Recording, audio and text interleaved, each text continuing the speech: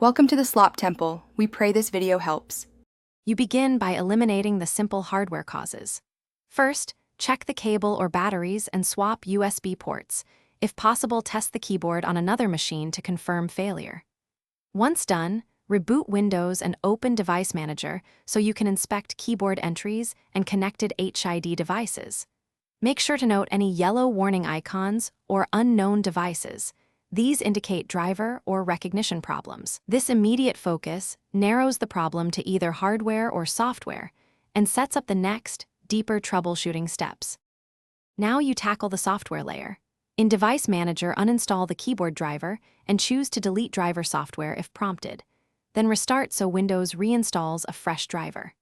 If that fails, run the built-in troubleshooter for hardware and devices and the keyboard troubleshooter to apply automated fixes. Also, open services and confirm human interface device service is running and set to automatic because disabled services can prevent input. These steps resolve most driver/service conflicts that stop keyboards from responding. Finish with advanced remedies. Disable filter keys in ease of access as it can silently block typing, and perform a clean boot to see if startup apps interfere.